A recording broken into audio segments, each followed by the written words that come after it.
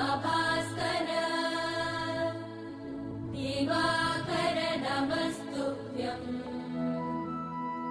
प्रभाकर नमोऽस्तु ते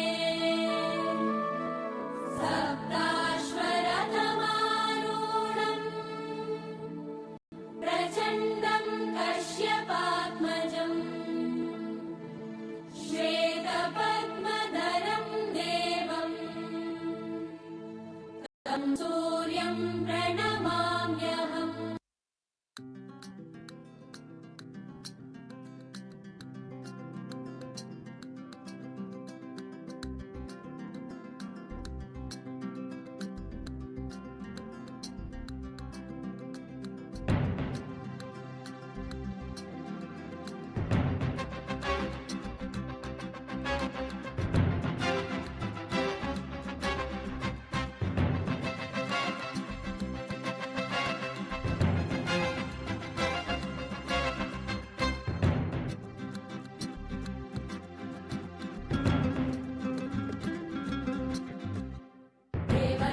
सेव्यमान पावनाग्रि पङ्कजं व्यालयज्ञसूत्रमिन्दुशेखरं कृपाकरं नारदादियोगि वृन्दवन्दितं दिगम्बरं काशिकापुराधिनाथ कालभैरवं भजे।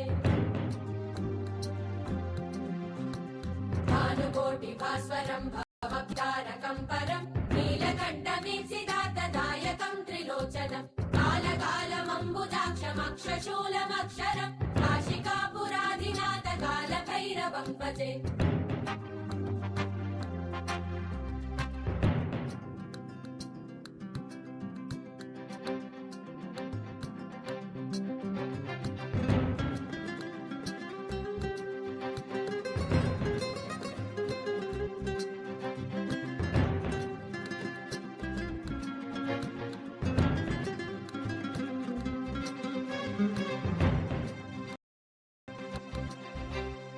शूलटङ्कपाशदण्डपाणिमादिकारणं श्यामकायमादिदेवमक्षरं निरामयं भीमविक्रमं प्रभुं विचित्रताण्डवप्रियं काशिकापुराधिनाथ कालभैरवं भजे।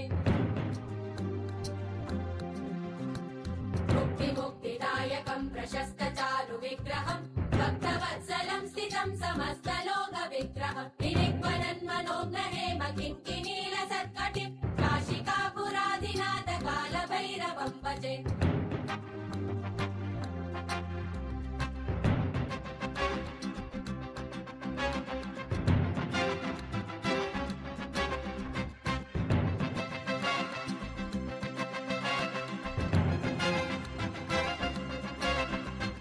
धर्मसेतुपालकं त्वधर्ममार्गनाशकं कर्मपाशमोचकं सुशर्मदायकं विभुं स्वर्णवर्णशेषपाशशोभिताङ्गमण्डलं काशिकापुराधिनाथ कालभैरवं भजे।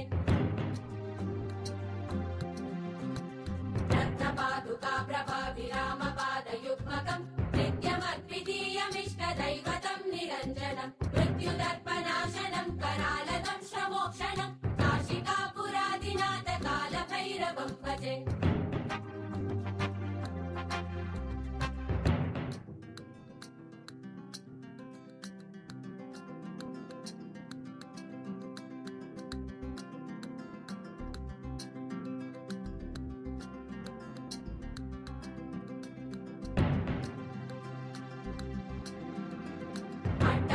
भिन्न पद्मजाण्डकोश सन्तति दृष्टिपात नष्ट पापजालमुग्रशासनं कर्मपाशमोचकं सुशर्मदायकं विभुं स्वर्णवर्णशेषपाशशोभिताङ्गमण्डलं काशिकापुराधिनाथ कालभैरवं भजे।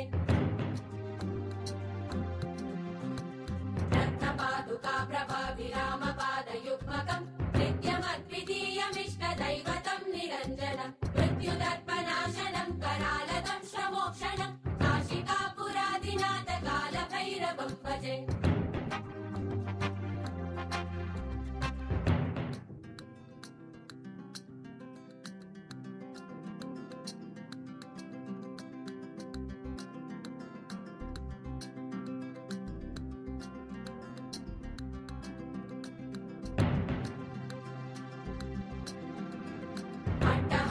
विम्न पद्मजाण्डकोश सन्तति दृष्टिपात नष्ट पापजालमुग्र शासनम् अष्टसिद्धिदायकं कपालमालिकन्दरं काशिकापुरादिनाथ कालभैरवं भजे